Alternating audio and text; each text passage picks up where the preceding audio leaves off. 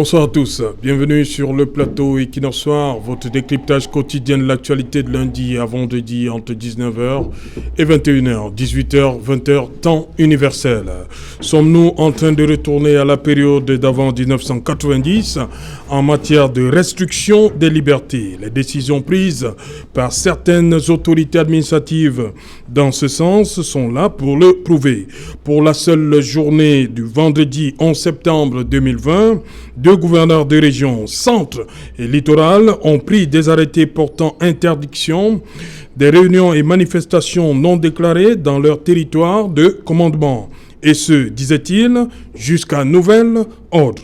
72 heures après, c'est le ministre de l'administration territoriale, Paul Atangandji, qui étendait cette mesure à la région de l'Ouest sous le prétexte que les villes de Yaoundé, Douala et Bafoussam sont les plus impactées par la pandémie Covid-19. Les décisions prises sont diversement appréciées par la classe politique camerounaise et même condamnées par l'ensemble des organisations de la société civile nationale et les organisations non gouvernementales internationales, comme avec la collecte par voie numérique des droits de douane et taxes pour les téléphones et tablettes. Des Camerounais attendent une décision faisant surseoir ces différentes interdictions. Madame, Monsieur, tout à l'heure à 20h, c'est la grande édition d'information présentée par Cédric Doufélé. Tout de suite après, le débrief du journal et tout de suite, le fait du jour.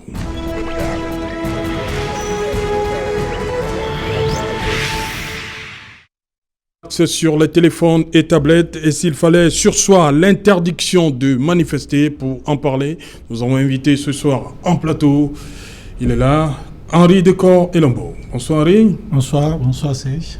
Bonsoir à vos milliers de téléspectateurs et bonsoir à tous les co-panélistes qui sont sur ce plateau ce soir avec moi. Voilà, je rappelle, vous êtes juriste. Et sociologue. Voilà, sociologue de la société civile. Voilà. C'est bien ça. Maître Achille Lodjo, bonsoir. Bonsoir mon cher Serge, bonsoir au panel, bonsoir également à tous les Camerounais qui nous regardent en ce moment. Salutations militantes à tous mes camarades STF et particulièrement à ceux de Douala 2e, mon bastion électoral. Voilà, vous l'avez dit, Maître Achille Lodjo, conseiller juridique régional du SDF pour le littoral. Voilà. Le SDF, tout va bien, ça va? Non, le SDF se porte en merveille pour le moment. C'est les grandes préparations pour le retour annoncé du chairman, le chairman John Fondi. Ok. Bientôt le retour. Oui, bientôt le retour après le deuxième kidnapping. Vous savez bien que ces enfants, ces gars lui ont administré beaucoup de coups et il s'en est sorti avec beaucoup de blessures. Il était de bon ton. Oui, il fallait qu'il aille véritablement suivre les soins appropriés. Il est en point et dans tous les cas, le SDF debout, le SDF l'attend. À côté de vous, Charles Ndikam. Bonsoir Charles.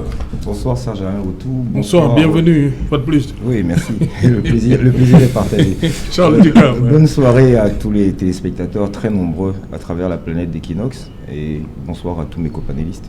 Ah, on a une planète déjà, vous nous avez donné une planète Equinox? Bah, écoutez, quand je vois les réactions d'où elles viennent oui, de partout, de par la planète Terre. Donc c'est pour ça que je dis que l'audience est planétaire. Ok. Voilà, il est là également, Jean-Claude Youth. Bonsoir Jean-Claude. Bonsoir Monsieur Serge Alain Autou, bonsoir à l'ensemble des co-panélistes et bonsoir à vos millions de téléspectateurs. Vivement que le chairman revienne parce que ce qu'il a bâti depuis 30 ans est en train de s'évaporer. Nous voyons pratiquement un parti qui est en train d'aller au bord de la scission et vivement qu'il revienne parce que ici de temps en temps un député qui parle au nom d'un parti, pourtant en réalité c'est le NEC, un vice-président qui est là, on ne l'écoute pas et tout. Vivement que ce parti qui est républicain retrouve véritablement la sérénité dans le giron politique. Donc nous souhaitons une bienvenue au chairman. J'aurai à vous répondre le moment venu. C'est le moment des civilités. Voilà, je reste avec vous, Jean-Claude Youth. Le président a pris donc décision l'a pris hier à travers cette correspondance du ministre d'État, secrétaire général à la présidence, Ferdinand Gongo, qui écrivait au secrétaire général des services du Premier ministre, répercutait des instructions du président au Premier ministre, qui demandait de surseoir cette taxe. Voilà, comment vous avez accueilli? Parce qu'on a vu beaucoup de vos camarades défendre vous avez, pour une fois, comme disent certaines personnes, le président vous a encore dribblé au RDPC. Non, je fais partie de ceux qui ont défendu cette taxe et continuent à la défendre parce qu'en réalité, un gouvernement doit continuer à collecter les taxes pour pouvoir mettre en œuvre son plan dans le cadre des missions régaliennes.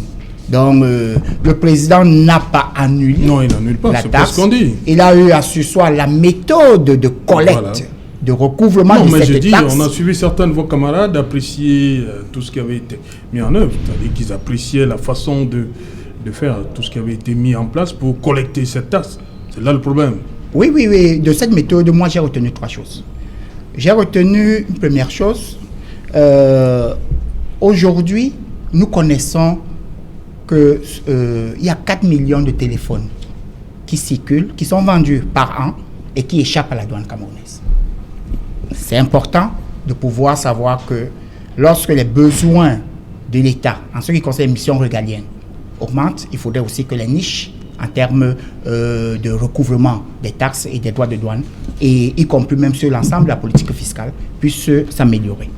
Donc j'ai reconnu que nous avons des agents économiques, nous avons des opérateurs économiques qui se cachent dans l'informel, puisqu'on dit que l'économie camerounaise a 80% dans l'informel, qui se cachent dans l'informel, mais qui ne veulent pas véritablement rejoindre donc le giron du formel. Parce que on peut comprendre l'informel de la maman qui vend la tomate avec l'état de 100 francs, de 200 francs, mais on ne peut pas comprendre l'informel de quelqu'un qui vend un téléphone, une unité à 500 000 francs et il est capable d'en vendre 2000 en une année. Parce que des 4 millions de téléphones, si nous faisons une moyenne, nous avons près de 8 000 commerçants au niveau du Cameroun. Jean-Claude, ma question est celle-ci. On a vu, ça a provoqué un tollé général. La classe politique s'est prononcée, les utilisateurs de téléphones se sont prononcés, et le président qui décide demande de surseoir à cette collecte. Voilà. Est-ce que, comme l'indique la thématique d'aujourd'hui, il y a d'autres mesures forcément impopulaires? On va rester sur le problème de l'interdiction de manifester. Je vous ai pris les décisions prises par le gouverneur de la région du centre, du gouverneur de la région du littoral, interdisant les réunions et manifestations non déclarées jusqu'à nouvel ordre. Est-ce que le président ne devrait pas aussi voir de ce côté-là? C'est ça qui nous réunit ce soir. Il va voir de ce côté, comme il a toujours vu. Tout à l'heure, j'étais en train de vous démontrer 3 éléments. Je voulais démontrer le premier élément qui était que nous savons maintenant désormais ce que la douane camerounaise voudrait en termes de recouvrement de la taxe douanière et des droits de douane au niveau du téléphone. Nous savons ce que cette douane attend, entre 12 milliards pratiquement ou 13 milliards et aujourd'hui est à 500 millions de recouvrement. Ça, c'est connu. Nous avons aussi relevé que le ministre des Finances, en collaboration avec Madame la ministre des Postes et Télécommunications, ont eu besoin d'apporter une innovation parce que nous sommes en train d'évoluer vers le numérique. Une innovation dans le cadre du recouvrement de cette taxe. Mais ce qui est ici important à noter, c'est qu'il était plutôt appelé aux consommateurs, aux vendeurs, aux acheteurs, d'exiger tout simplement à l'achat d'un téléphone la preuve que le téléphone qu'on est en train d'acheter est juste dédouané. Donc, nous qui sommes les multiples consommateurs des téléphones, des acheteurs de téléphones, il suffirait tout simplement que nous imposons, nous exigeons aux vendeurs que ce téléphone-ci, pour que je puisse l'acheter, doit être dédouané. On va rendre une fière chandelle à la nation et à l'État.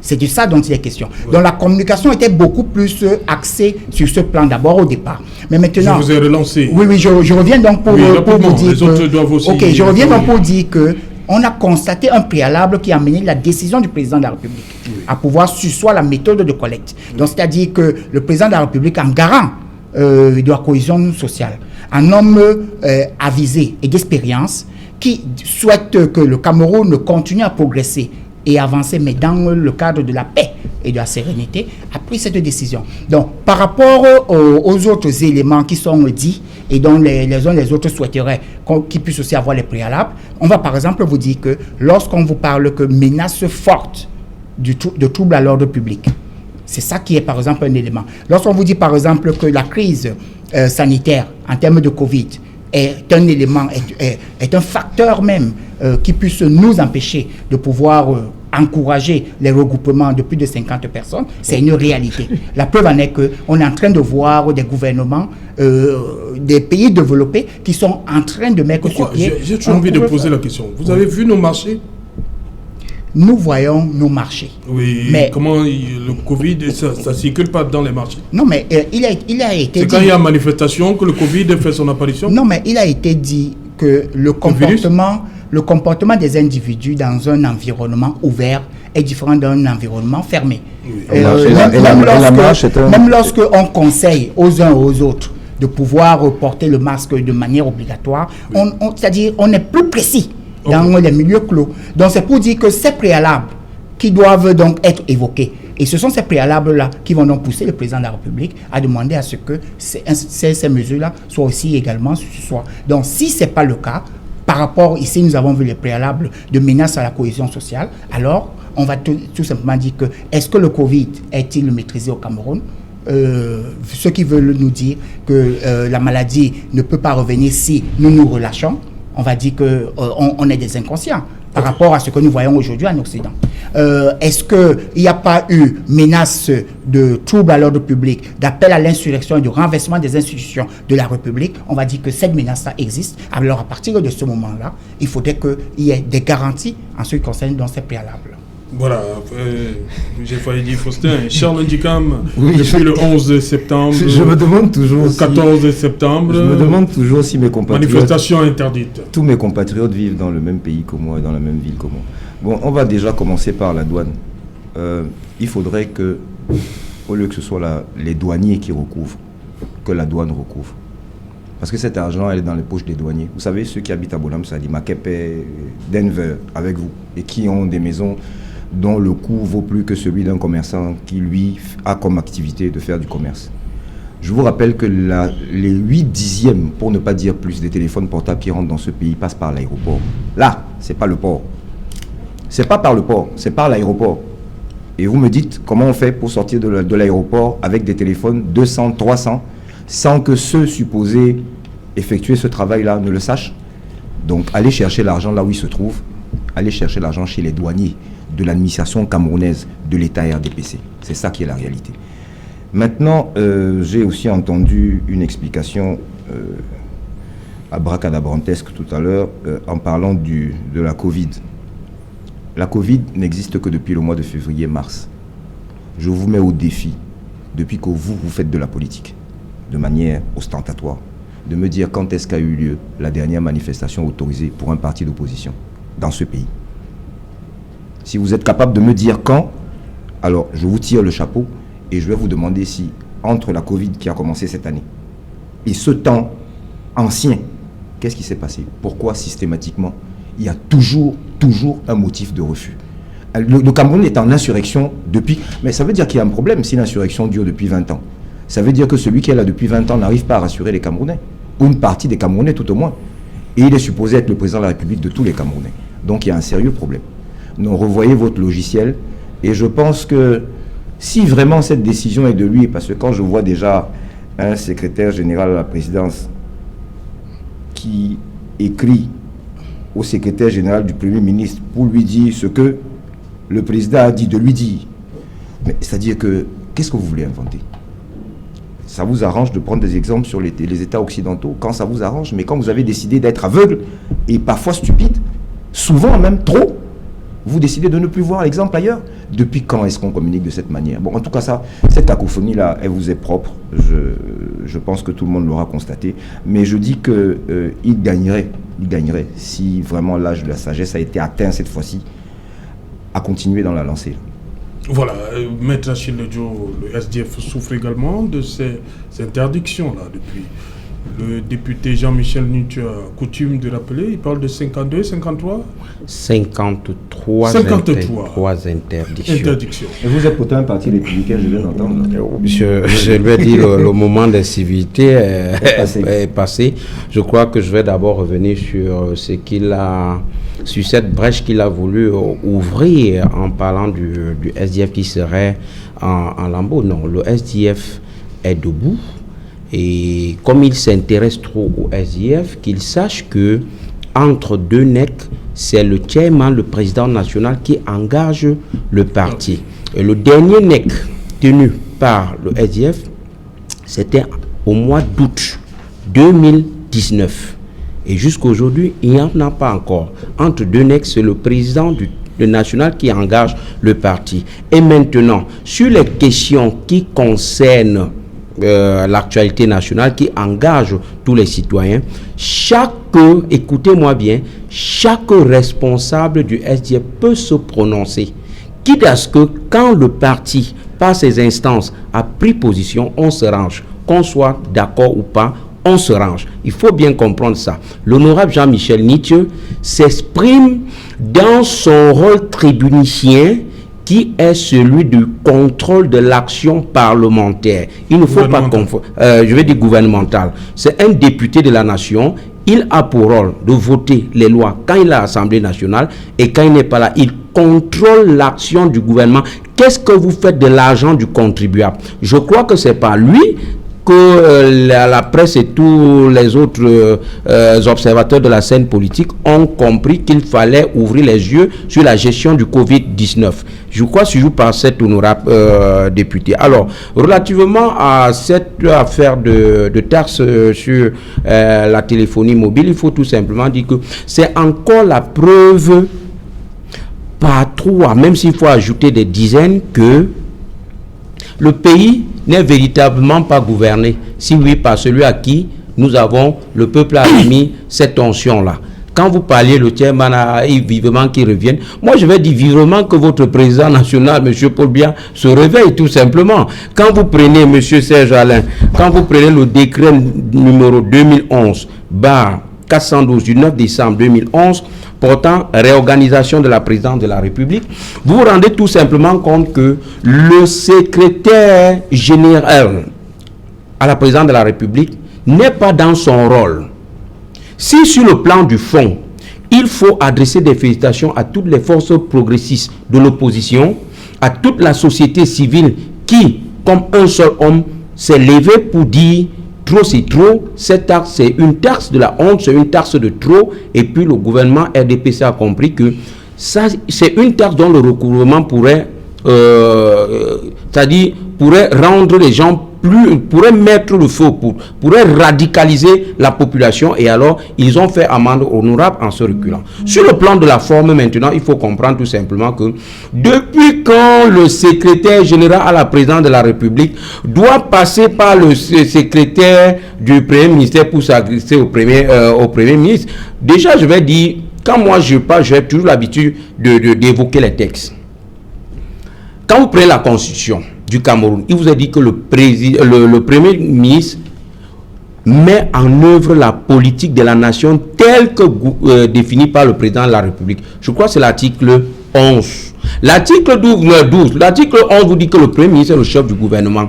C'est-à-dire que c'est lui, en ce qui concerne l'action gouvernementale, c'est lui. L'exécution des lois, c'est le gouvernement.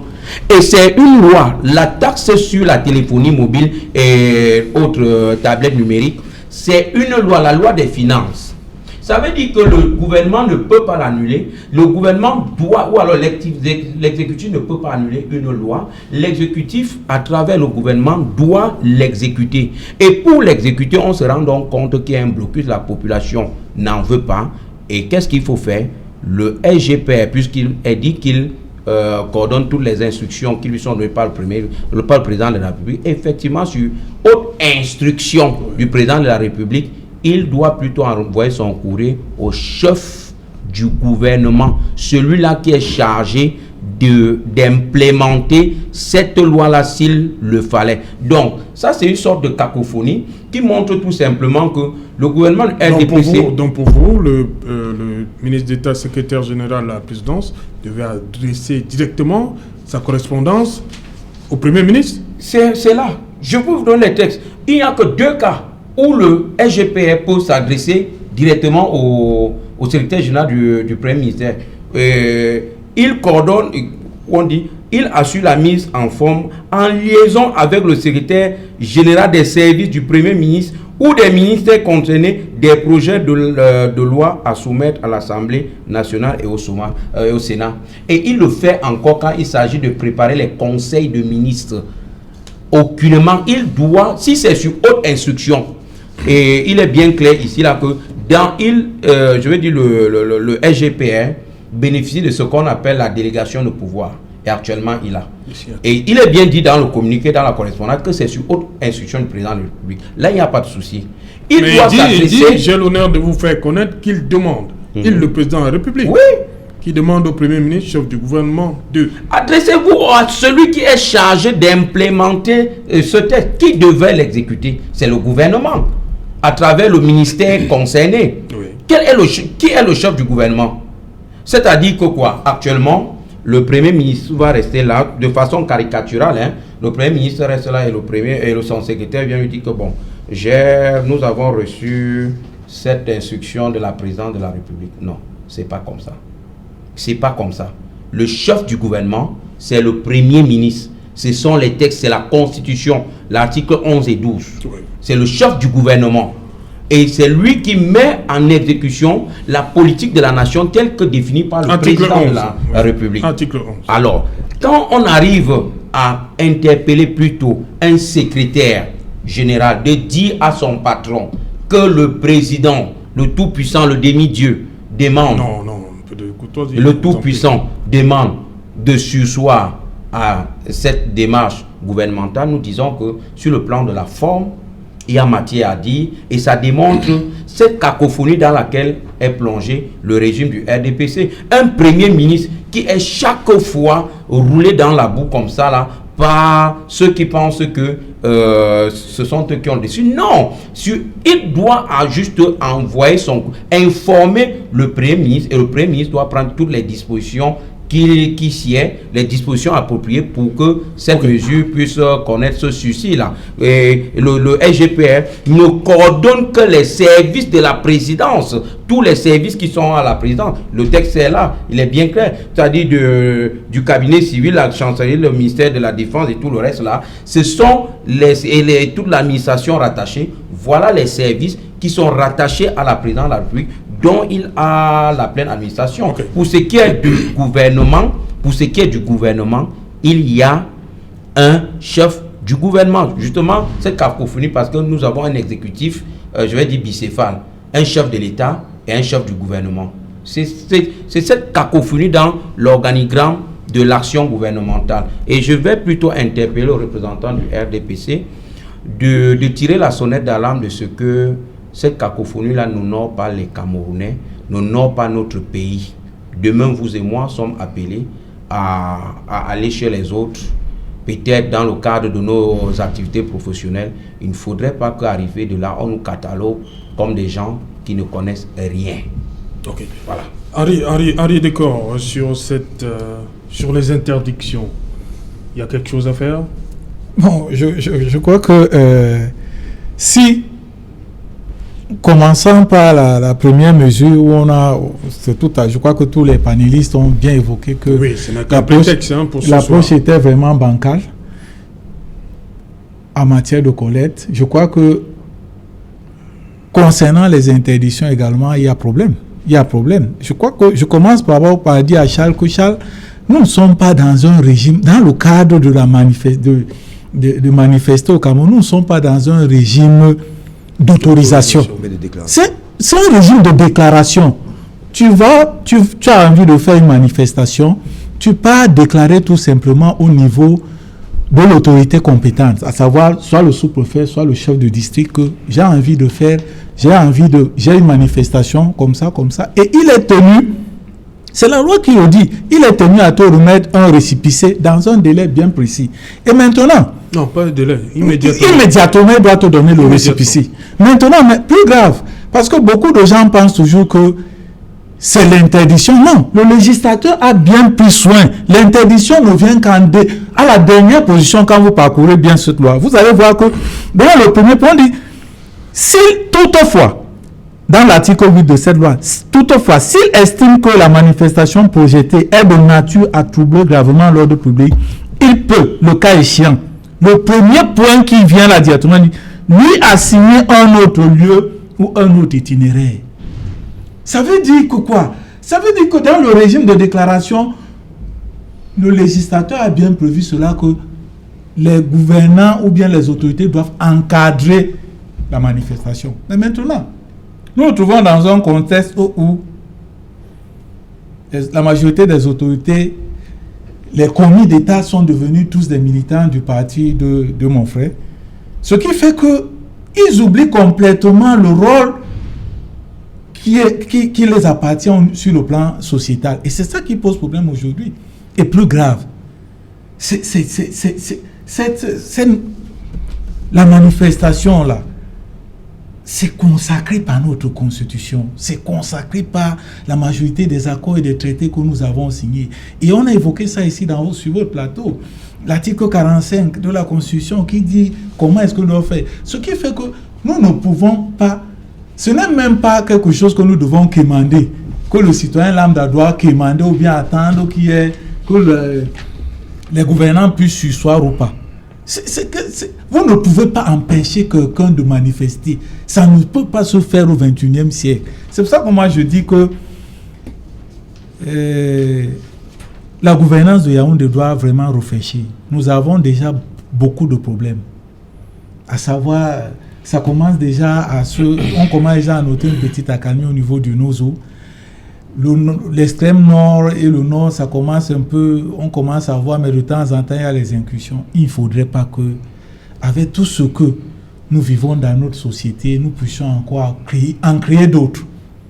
Donc, moi, je ne m'attends même pas à ce que le gouvernement puisse surseoir ça. Ça ne doit pas exister, cette interdiction-là. Ces arrêtés des gouverneurs que vous avez notés tout à l'heure, là, je crois que c'est trop. C'est trop, il faut revoir ces choses, il faut éviter ce genre d'histoire en ce qui concerne une société qui se veut démocratique.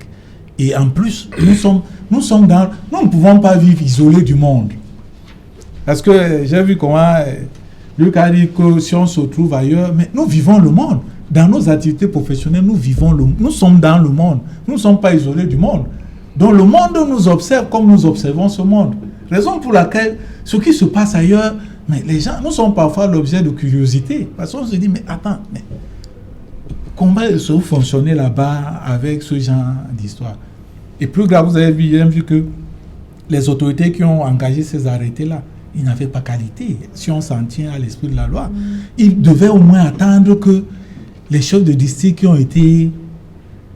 Et il faut comprendre que qui peut le plus peut le moins. Oui, mais le problème c'est que qui peut le plus peut le moins, mais de façon galante dans le management d'une cité, il devait d'abord rester tranquille.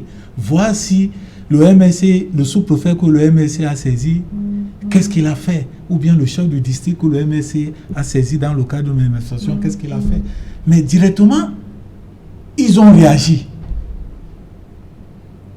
Avant même que le jour J n'arrive, ils avaient déjà réagi. Oui. Je crois que ça pose problème. Je crois que justement, une société qui se veut démocratique, il faut revoir ce genre d'attitude. On sait que ces arrêtés ont été pris en prélude des manifestations projetées pour le 22 septembre. Qu'est-ce qui justifie donc que ce ne soit pas levé jusqu'ici? Cette question, je pense que M. Charles Ndikam et ses amis nous diront si ils ont décidé de devenir des républicains.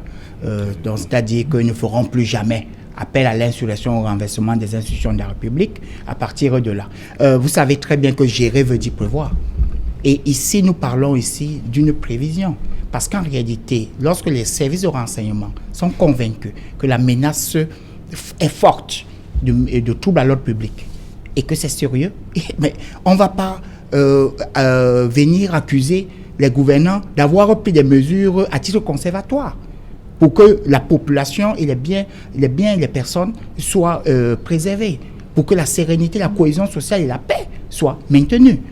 On ne va pas quand même demander à un gouvernement de ne pas prendre ces mesures à titre conservatoire.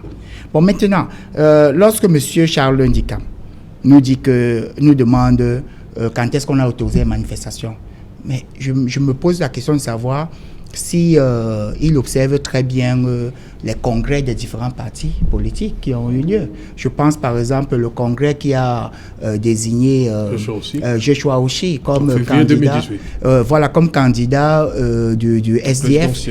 C'était une manifestation. Qu'est-ce qu'on appelle manifestation finalement? Apparemment pour eux, manifester c'est marcher en route.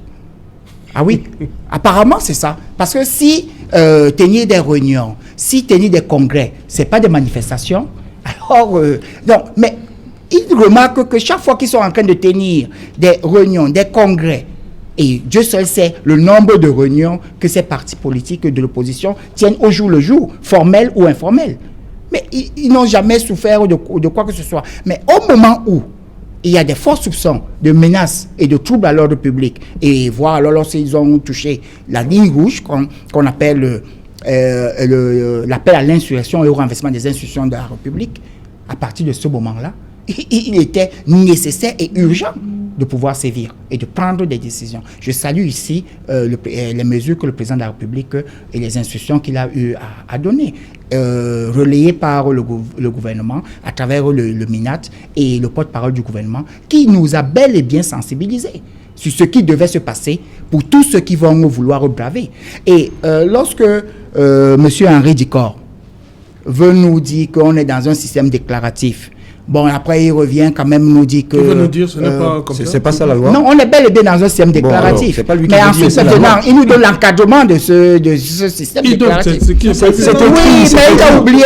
Non, arrêtez d'interpréter, c'est écrit. Mais ensuite, il oublie, ou bien n'oublie pas, ou bien il refuse tout simplement de dire que l'autorité administrative qui apprécie et qui est garant de l'ordre public peut trouver qu'une manifestation qui va troubler donc sereinement qui va troubler l'ordre public, il est à même de pouvoir l'interdire. C'est la même loi.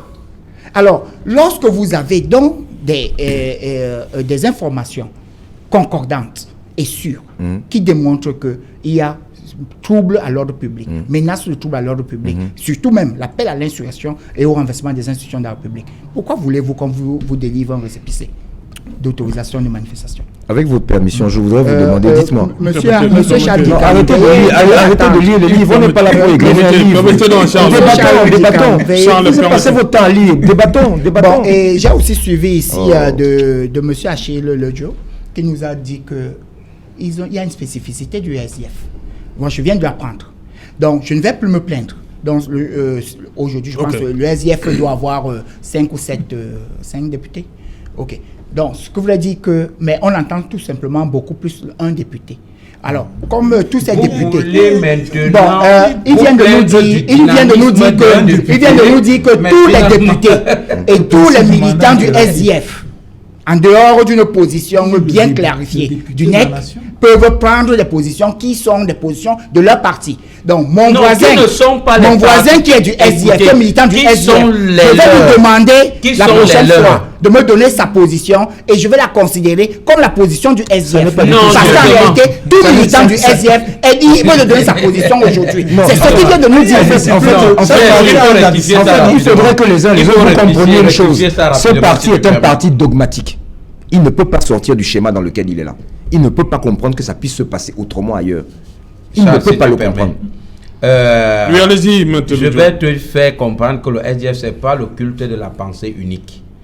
Je dis encore et je répète, avant que les instances du SDF ne prennent une position qui sera celle du parti, chaque militant est libre de s'exprimer. Moi qui vous parle, j'ai eu à faire des sorties dans les journaux écrits, j'ai eu à faire des sorties dans, je vais dire, à travers les plateaux de télévision où j'ai pris position. Et quand le NEC ou le chairman prend une position, on se range et on la défend en ce qui concerne les communicants du parti. On ne discute pas là-dessus. Donc, la position qu'on prend avant une décision du NEC ou du chairman qui engage le parti entre deux NEC, ce n'est pas la position du parti, c'est la position du militant qui parle. L'honorable Jean-Michel Nitieux a eu à prendre des positions pour lui-même. Et regardez quand il signe. Il ne signe pas en bas en engageant le parti. Il faut qu'on soit clair là-dessus. Et qu'est-ce qu'on appelle signer en engageant le parti? Par exemple, dire pour le parti, tu signes. Okay. J'ai jamais compris ces gens qui pour le parti on signe, ça veut dire quoi cette affaire? C'est moi la spécificité de mon parti. Il faut qu'on se comprenne bien. Monsieur Serge Alain Autou, donc ça voudrait dire que monsieur Achille Lodjo aussi veut nous dire on parle pas, c'est pas le SDF. À chaque fois ils vont nous dire c'est pas le SDF. L'exemple de la non-participation du SDF, la non-participation SDF au régional, comment ça a été formulé, comment ça a été signé? Si vous répondez à la question, vous n'aurez plus de préoccupation. Non, moi j'ai la réponse est simple. Le SDF a compris qu'ils n'ont pas préparé. Je vous demande comment l'agrocommuniqué a été. Ils n'ont pas la capacité à pouvoir gagner cette élection. C'est pas le SDF ce soir. C'est pas le SDF ce soir. Tout à l'heure, le représentant du RDPC a voulu nous mener dans une confusion. Nous sommes en train de parler de manifestations publiques. Par exemple, c'est tout à fait normal. Une manifestation publique. C'est une manifestation publique, mais qui est dans un cadre bien précis. Mais tout est dans un cadre précis. Ce n'est pas la marche est dans un cadre précis. La preuve en est que l'itinéraire, le jour, l'heure est bien défini. C'est un cadre précis. Et c'est là où je vais donc revenir pour te répondre. Comment vous allez dire que c'est pas un cadre précis? C'est pour ça que je vais revenir pour effectivement appuyer sur ce que vous avez dit. Vous avez dit que vos services de renseignement vous donnent toutes les informations nécessaires, concordantes. Voilà. Mais comment est-ce que c'est à partir de ces renseignements que vous avez, vous n'arrivez jamais à encadrer une marche publique, même une simple marche publique? Non, si c'est une manifestation publique, une marche du non, c'est pas ça la loi. Mais comment vous parlez de la loi, vous ne parlez pas de monsieur Semala Autou. Le problème de la manifestation doit être encadré. Le problème est clair. Il y a les services de renseignement qui travaillent, qui disent à l'autorité administrative que, comme vous voyez, le MSC veut marcher, mais nous soupçonnons que cette marche-là peut perturber l'ordre public. Mais ce sont les services de renseignement sont également là pour la préservation de l'ordre public. Donc ils peuvent bien aider l'autorité administrative soit à délocaliser cette marche.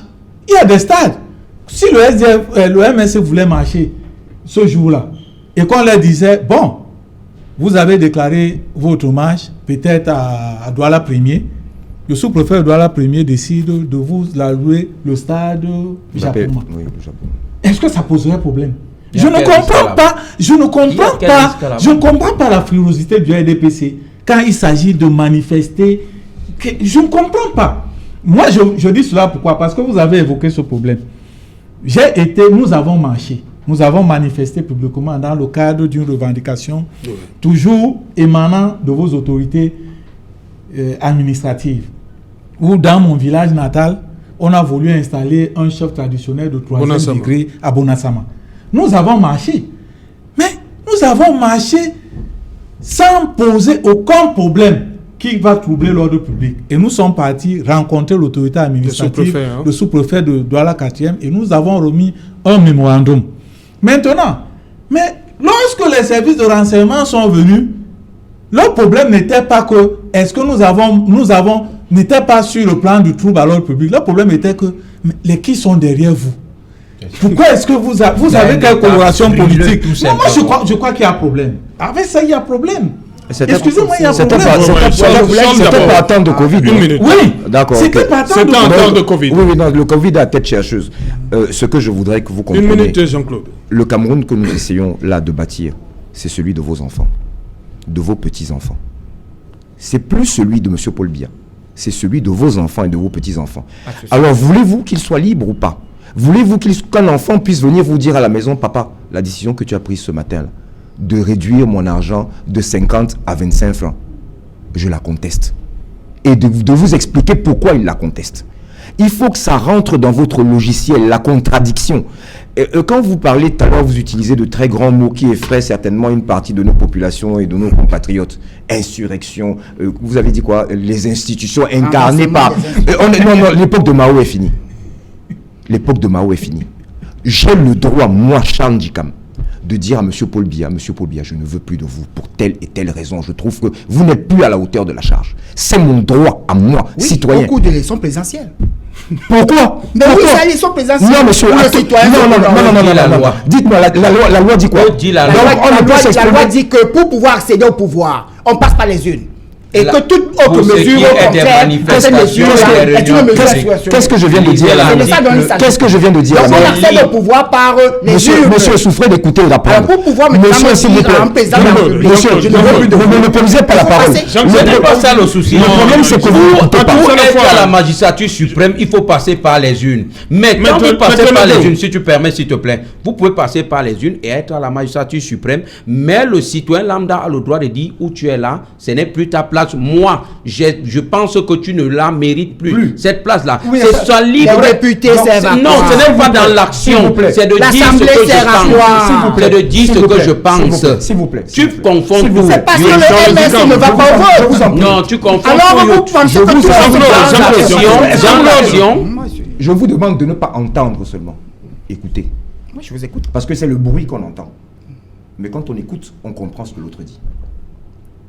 Donc, d'après vous, les 25 millions de Camerounais que nous sommes aujourd'hui, nous devrions avoir 20 000 candidats à la présidence de la République pour pouvoir dire à M. Biya qu'on n'apprécie pas sa manière de gouverner. S'il faut suivre votre raisonnement par l'absurde, parce qu'il est même absurde. Est-ce que la loi Non, je vous prie, j'ai bien dit, écoutez. Est-ce que la loi ça vous est difficile à ce point-là? Ça vous est difficile? Souffrez d'écouter. Allez-y, monsieur. Et comprenez. Allez-y, chutez. Vous m'ordonnez de chuter. Mais il va falloir qu'on vous apporte sa contradiction. Allez-y, Charles. Alors, j'étais en train de vous dire qu'on n'attendra pas une élection présidentielle pour se prononcer sur la gouvernance. Une république. Mais dans toutes les républiques au monde. Sauf la vôtre, qui a dans votre imagination. Dans une république. Bien sûr. Bien sûr. Donc, dites-moi, citez-moi quel autre pays où on attend les élections présidentielles avant qu'il y ait... dont les gilets jaunes, là, c'était lors des élections présidentielles. Les manifestations qu'il y a tous les jours dans le pays que vous aimez citer en exemple. C'est lors des élections présidentielles seulement qu'il y a des manifestations. Pourquoi? Je vais vous donner un dernier exemple. Et je sais que c'est cet exemple-là qui rend fébrile vos services de renseignement.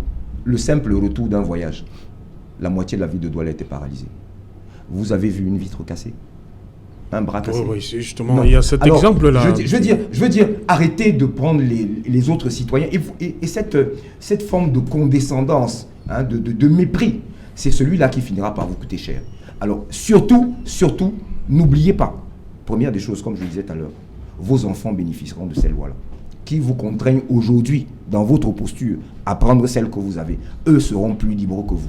Deuxième des choses, tous ceux qui nous écoutent à travers les plateaux, ah oui, quand vous parlez, nous on souffre de vous écouter. Croyez-moi, vous avez été long dès l'entame de l'émission. Donc souffrez d'écouter. Ça aussi c'est difficile. Je sais que c'est fait pas partie de votre ADN, mais faites-vous violence. Tous ceux qui nous écoutent là, nous qui sommes là sur les plateaux, avons un rôle aussi un peu pédagogique. Arrêtez de dire aux Camerounais que sortir dans la rue pour dire qu'on n'est pas content de telle ou telle chose, y compris de cette taxe ou d'autres motifs, est de l'insurrection.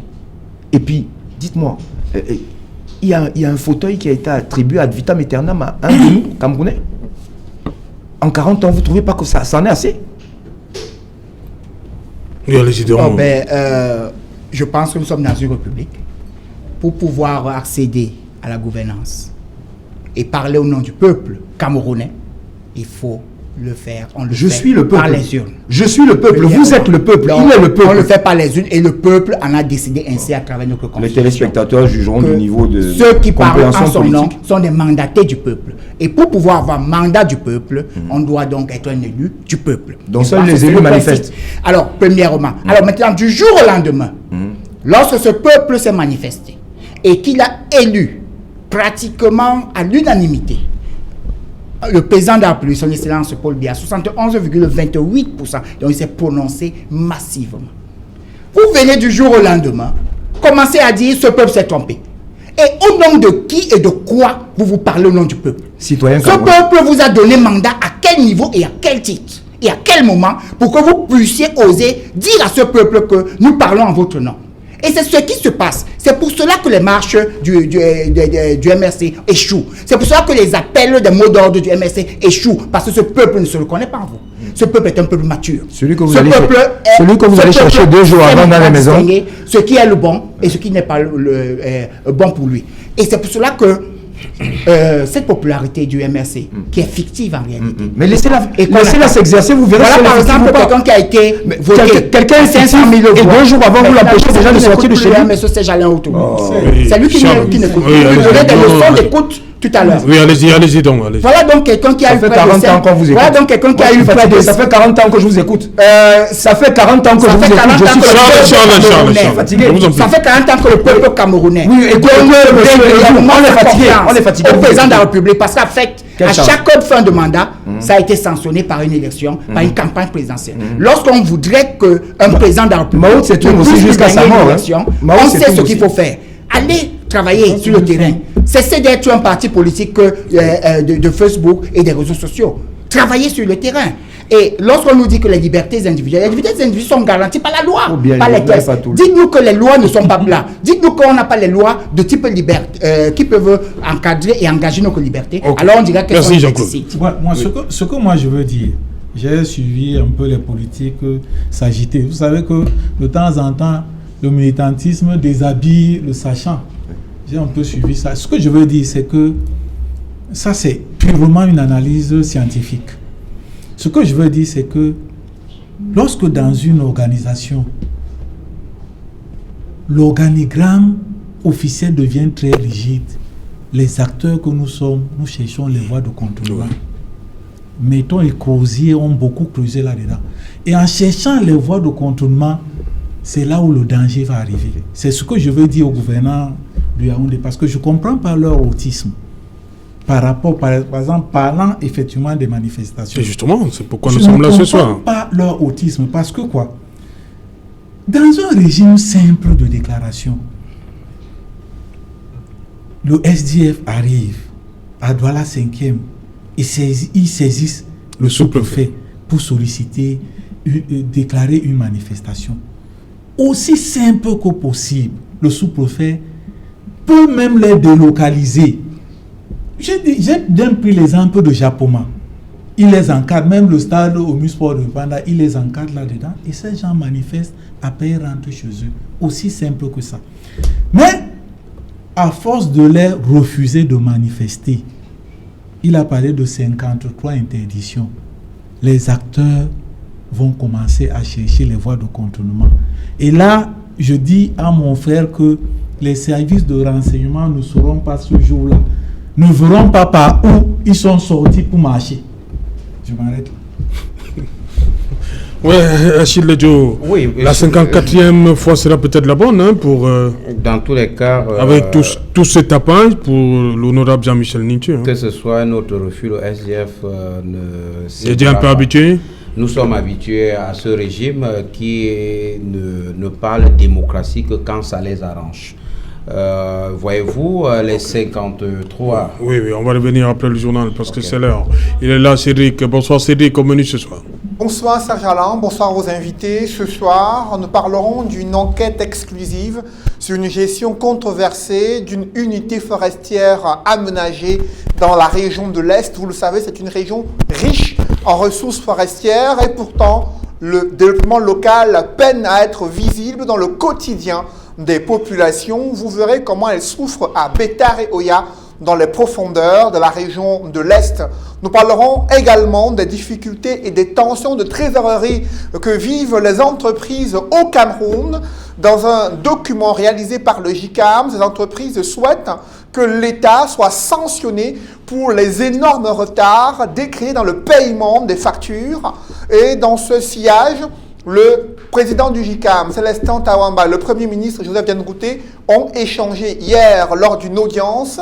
Un livre blanc de l'économie camerounaise a été remis au chef du gouvernement. Quelle en est la teneur? Nous en parlerons dans quelques instants. Et dans la page internationale, nous irons en Guinée-Conakry, là où des tensions montent d'un cran avec la mise en résidence surveillée du principal leader de l'opposition, principal challenger du président sortant Alpha Condé, lui qui s'est autoproclamé vainqueur du scrutin présidentiel, attitude irresponsable selon le camp du parti au pouvoir. Nous en parlerons, nous ferons le point sur l'ambiance électrique en Guinée-Conakry, dont le journal de 20h. Serge Alain. Voilà, madame, monsieur, fin de cette première partie Equinox Soir. On se retrouve après, dans une trentaine de minutes, pour Equinox Soir, deuxième partie. Ce sera le temps du débrief.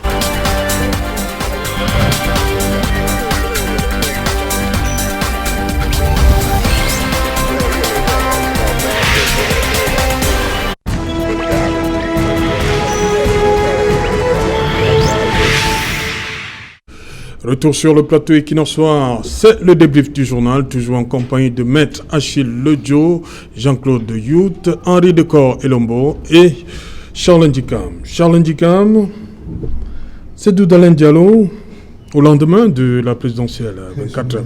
Je me doutais que vous m'interrogeriez sur une autre curiosité. Je crois que... Une autre curiosité.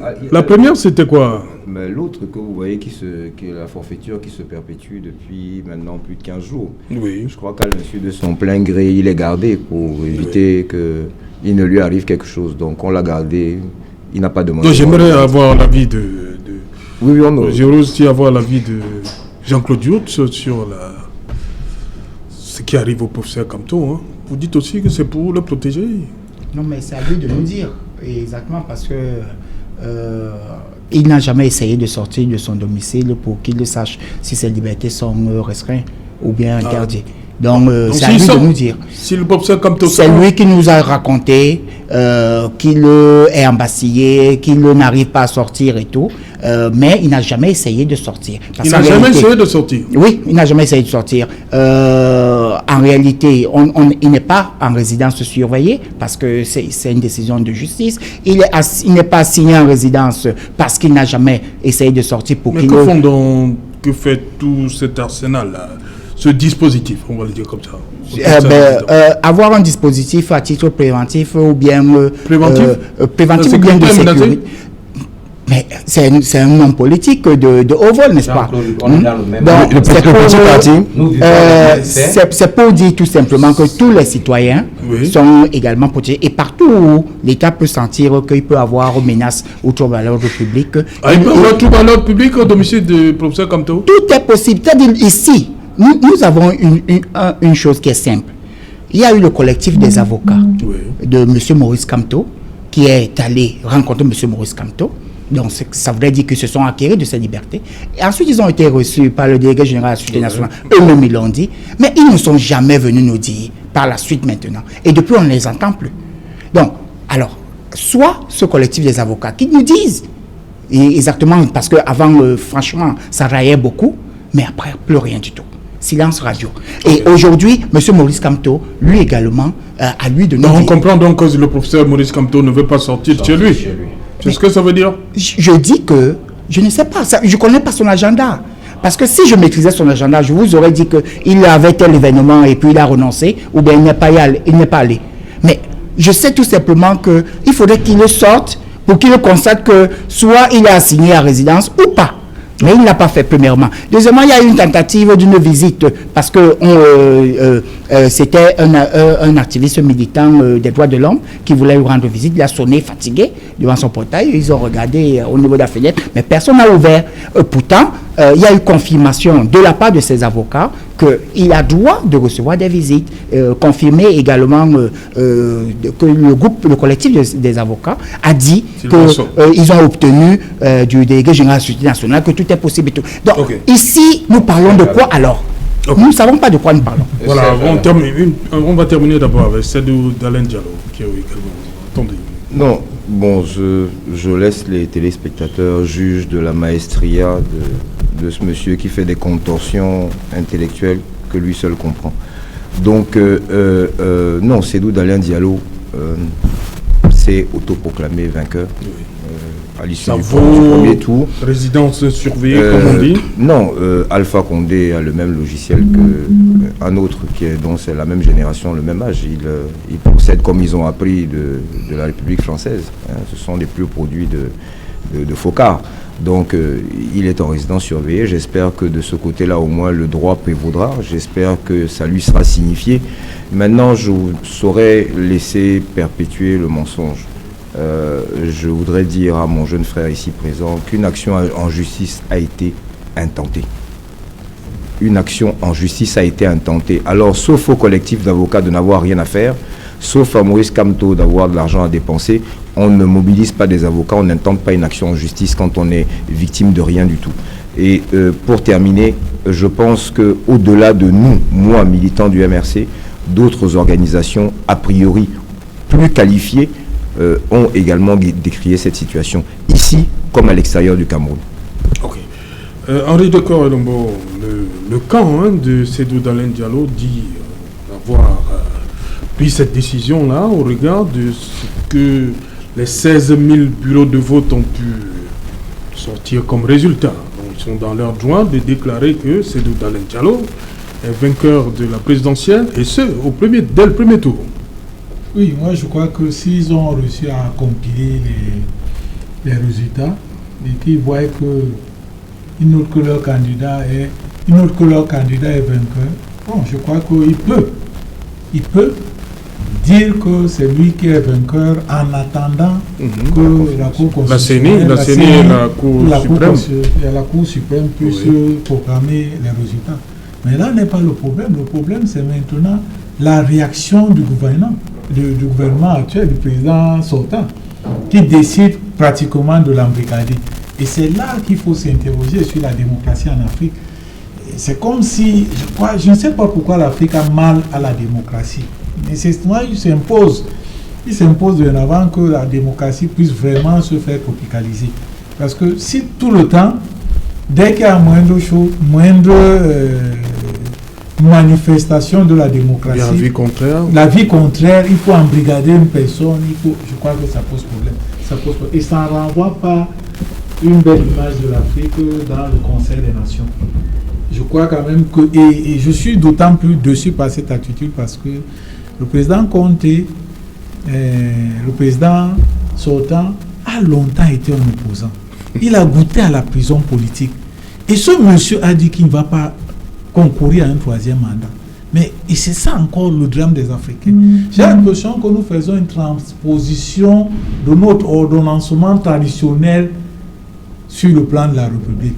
Nous avons des chefs traditionnels à la place des chefs de l'État. Nous avons des potentats qui vraiment n'arrivent pas à admettre que quelqu'un d'autre puisse prendre cette place alors que tu es encore vivant. Nous avons vu le cas, ce cas-là en Côte d'Ivoire, où le président Oufouette a dit que un chef baoulé n'admet pas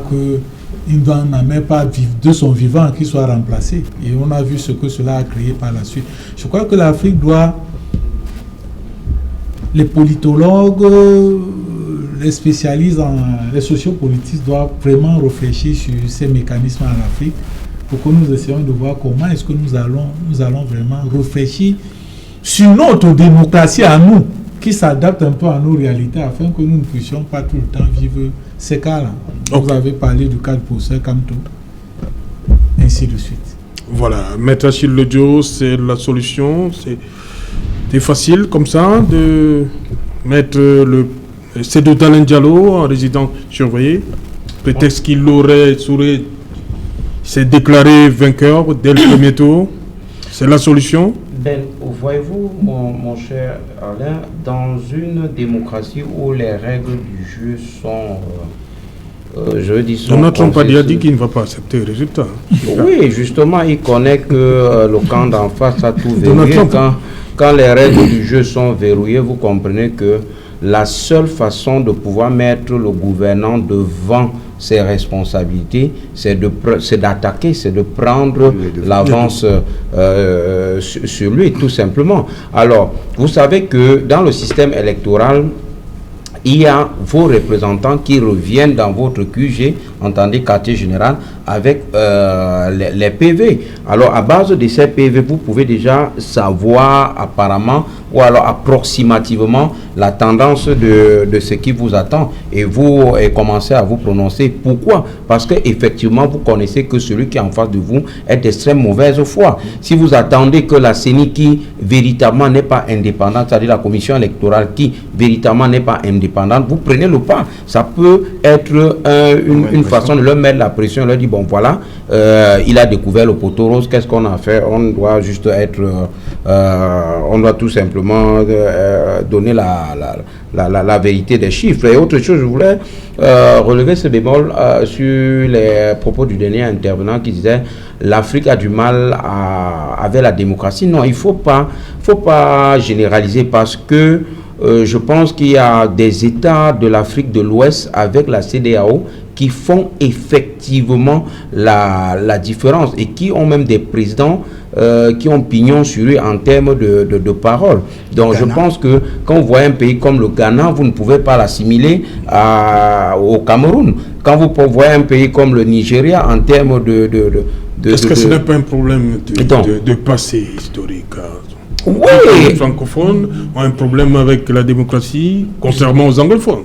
Effectivement, quand vous rentrez dans le passé historique des pays de l'Afrique centrale et celui des pays de l'Afrique occidentale, de l'Ouest, vous vous rendez compte que ces causes, je veux dire, ce qui se passe aujourd'hui, ont des causes effectivement historiques. Ça n'a rien à faire. Quand vous voyez la sous-région d'Afrique centrale, quel est le président là-bas qui peut véritablement aller dans un autre pays jouer par exemple un rôle de médiateur? Il n'y a pas, parce que lui-même il n'est pas un exemple. Il faut qu'on se dise, il n'y a aucun exemple de président là-bas en Afrique centrale. En Afrique de l'Ouest, la démocratie, même si elle n'est pas ce que l'on connaît de l'Athènes, tend quand même à l'être. Vous avez dit tout à l'heure du professeur Maurice Kamto, permettez que je revienne aussi là-dessus. Je me demande si le représentant du MRC, je vais dire du RDPC, véritablement sur ce plateau, vit les mêmes faits que nous. Je veux lui poser quelques questions, et ce sont des questions rhétoriques, c'est-à-dire je n'attendrai pas véritablement de réponse de lui. Voudrait-il dire aujourd'hui que le professeur Maurice Kamto est cloîtré dans sa maison de son propre gré depuis au moins un mois aujourd'hui? Deuxième question. Est-ce qu'il est au courant que les avocats du MRC ont échoué un refus après avoir essayé de saisir le juge des référés de à heure pour du tribunal première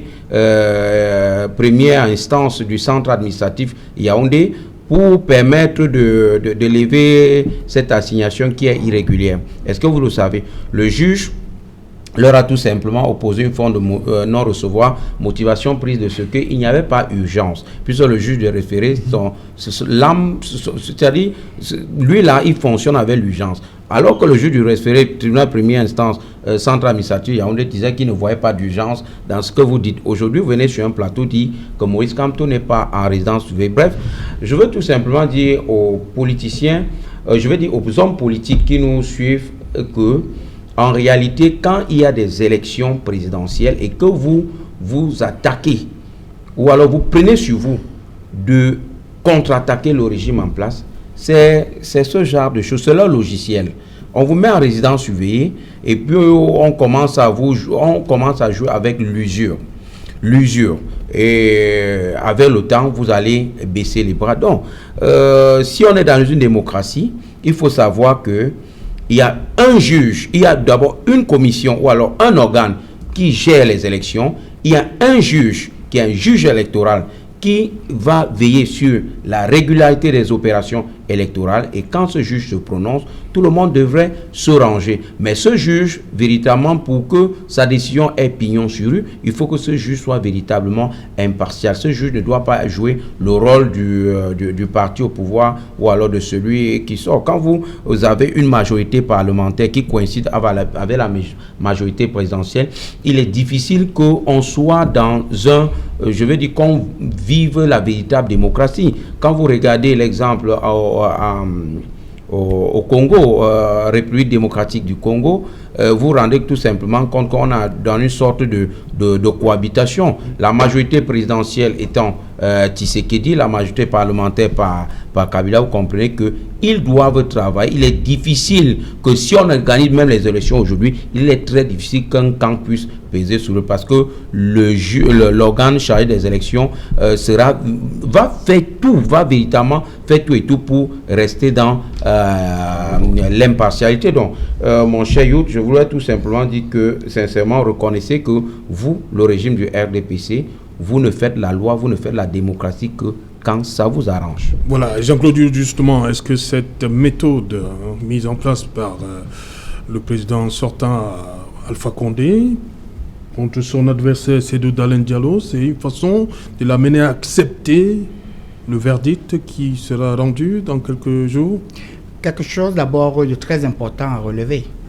Si c'est autoproclamé, ça voudrait dire déjà qu'il n'y aura pas contestation en ce qui concerne l'organisation et la tenue de l'élection. Oui. Donc, ce qui voudrait dire qu'il est déjà d'accord sur ce principe. C'est un moyen de défense. Bon, donc à partir de ce moment-là, il trouve déjà que le scrutin a été régulièrement organisé, que le scrutin est transparent et que les urnes ont parlé. Oui. Maintenant, il n'a pas encore la version officielle de la proclamation des résultats. C'est là où il est tout simplement en porte-à-faux. Donc, si du jour au lendemain, on recommence encore à dire tel bureau de vote n'était pas favorable ici, je pense qu'il y aura encore problème là. Parce que lorsqu'on s'autoproclame déjà, ça veut dire qu'on est d'accord sur tout le reste. Bon, maintenant, il est bel et bien dans l'illégalité.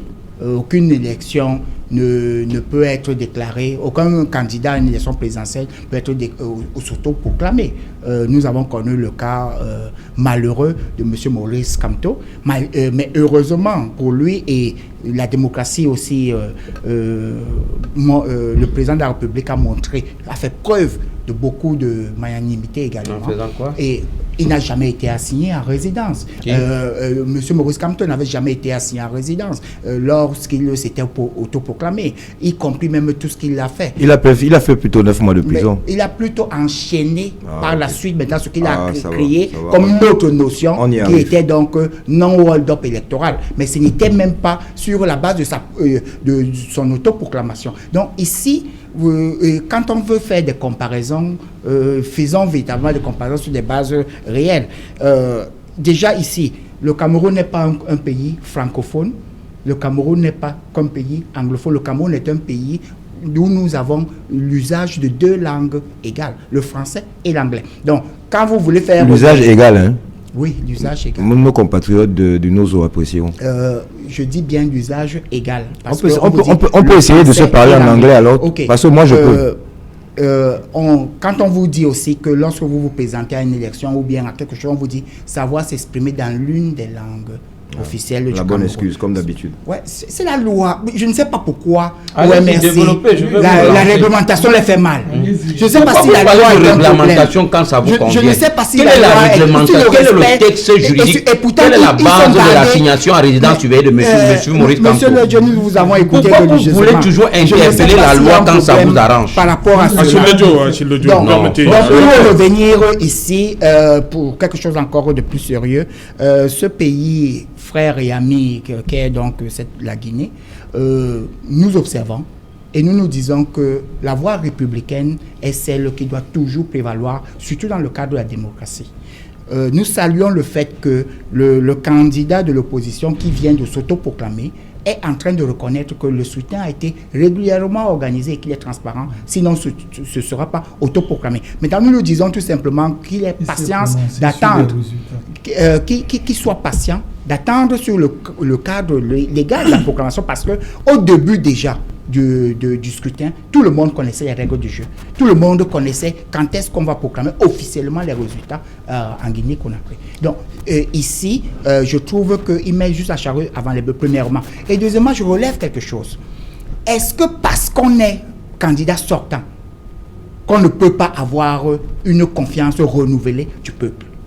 C'est-à-dire que, est-ce que parce qu'on est candidat de l'opposition, il a donc besoin d'assigner son adversaire à résidence, et qu'on a besoin de dire qu'on ne peut pas gagner, ou bien que le sortant ne peut pas gagner? Mais il renouvelait son mandat, non?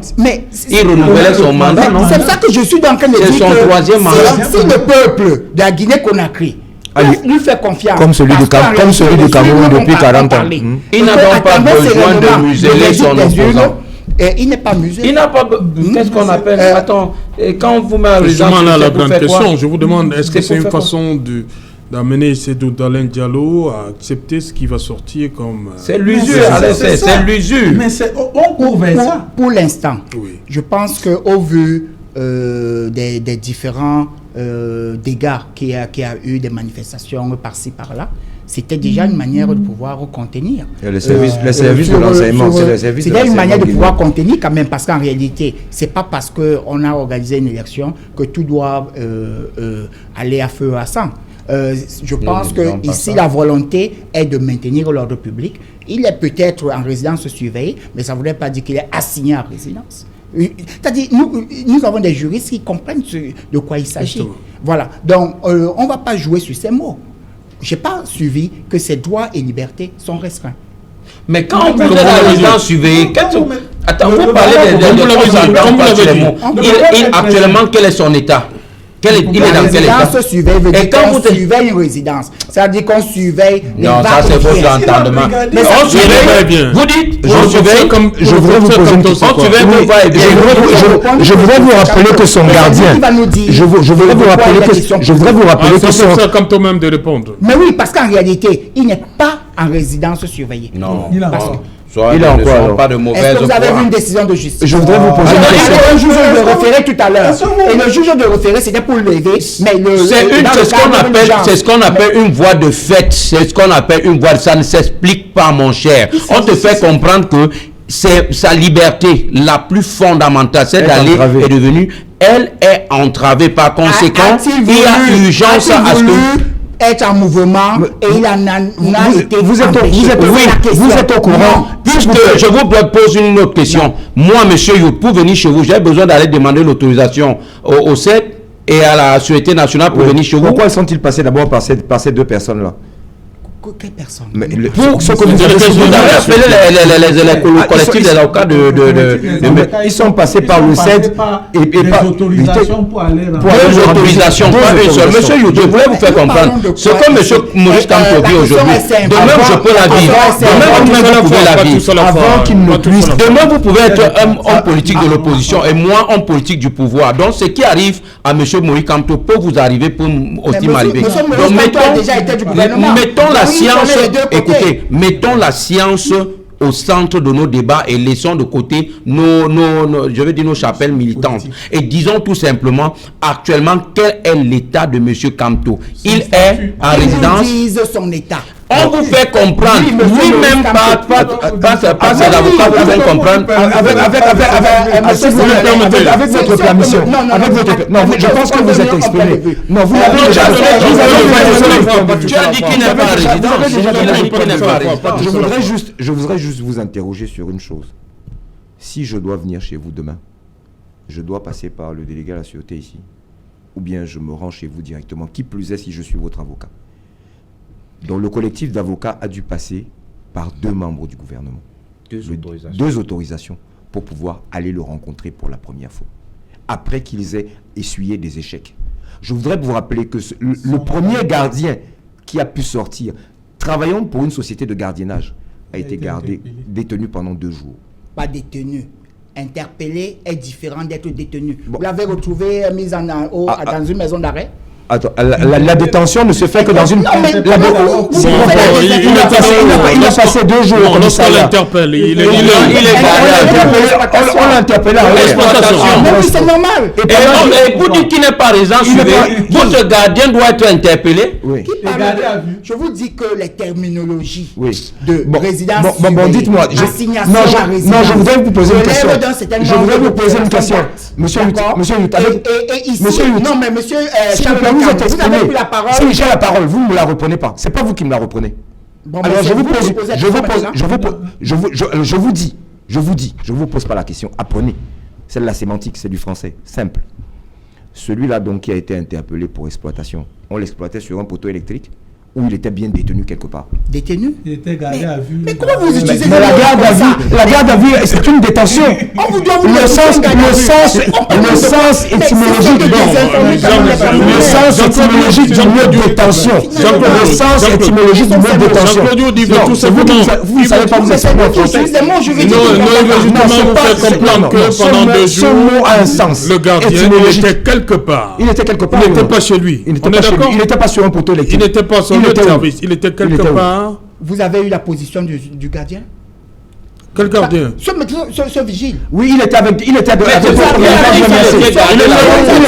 était au commissariat numéro 1 avec d'autres militants. Je dis que est-ce que ce vigile nous a donné sa position et vous a dit voilà ce qu'il a vécu. Voilà cette position qui vous rencontre. Je vous prends l'exemple de M. Serge Alain Auto. Oui. Lors de la fameuse marche du 22 septembre, le journal Equinox a présenté l'un de ces journalistes qui avait été confondu et tout. Mais on Il avait été quoi, confondu? Oui, il avait été confondu puisque dès qu'il a été... Sur quelle base vous Dès dites qu'il a été...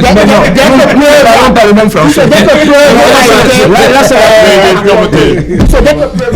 Jean-Claude, sur quelle base tu dis qu'il a été... Donc, permettez à Jean-Claude d'aller... Il ne portait pas les vêtements d'Equinox. Oui. Donc, et j'avais dit au niveau lors de mon passage sur Equinox Radio que lorsqu'on est en train de procéder à des couvertures de manifestations et qu'on est journaliste, on porte des éléments distinctifs. Et j'ai donné porter des éléments distinctifs. Il était habillé en Non, il s'est présenté. donc voilà. Je voulais donner cet exemple juste pour dire que tout simplement que dès que c'est avéré. Merci. Non, il s'est présenté. C'est vous, arrêtez de Merci Jean-Claude. Merci Jean-Claude Il y a des positions difficiles à défendre, Jean-Claude. Merci Henri d'être venu également. Merci Maître. C'est nous qui vous disons merci. Merci Charles Ndikam. Oui, bonsoir à Santa Barbara et à tous mes amis politiques en détention illégale. Voilà, merci Madame, Monsieur. Nous sommes donc arrivés au terme de cette édition Equinox Soir. Le rendez-vous, il est pris pour demain lorsqu'il sera 19h. Bonsoir. Bafia.